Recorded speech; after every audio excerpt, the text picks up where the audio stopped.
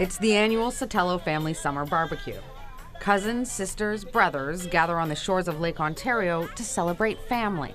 But so many of those smiles are masking real pain.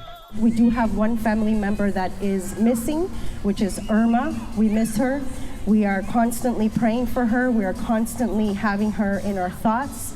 We pray to the Lord every day that He brings her safe, if not at least any sort of closure that we could have as a family. It's been a year since anybody has heard from Irma. You see it all the time on TV, and it's always happening to somebody else, and now it's one of us.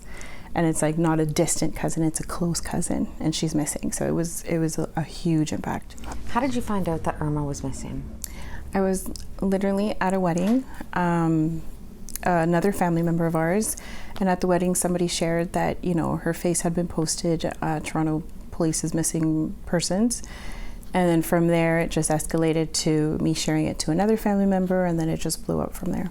Halton Police issued a release on September 27th of last year, and still no answers to what happened. With the assistance of Irma's family and friends, and a lot of pavement pounding and door knocking, we've been able to piece together her last known hours. This is Irma shortly after 2 a.m. at Sankofa, a Hamilton nightclub.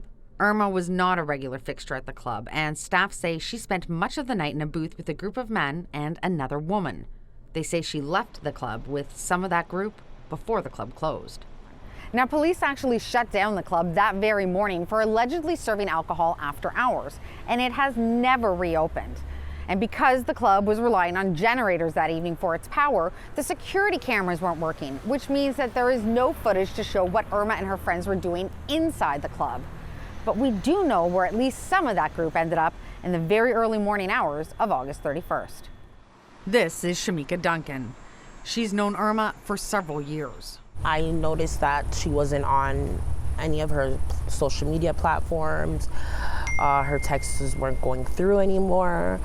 So I contacted her family and said, hey, something's up. I think something's wrong. Can you guys contact the police? So I contacted the police. They contacted the police. Shamika and Irma have a shared history, leading risky lifestyles. Both have had run-ins with the police. Most recently, in the fall of 2025, police in Halton and Peel Region laid human trafficking charges against Shamika. There is no indication at this time that these charges relate to Irma. When Shamika hadn't heard any news about Irma's disappearance, she grew concerned. I got tired of waiting, so I remembered her password because I have all her passwords too. You get into her Snapchat, and what did you see? I went through her contacts and who she recently added, befriended, people that were befriending her, and I seen a girl named that befriended her that same night. So I reached out to her. Shamika's gut was right. Irma met this new friend, whose name we are concealing for the purposes of the police investigation, and who we will now call Jane, at the club that night. And they did leave together. We were pretending to be Irma when we were on Snapchat, when we were communicating with the girl, and she gave us the address and she was like, this is the house. And that's when we were able to communicate that to police and tell them that this was the address that we had where she was last seen. And that address brought her here, a 15-minute drive away from the club to a gated home on a sprawling property in Burlington. Now, this is the last place we've been able to physically track Irma, and not just her cell phone. Tomorrow, what happened behind those gates and behind closed doors?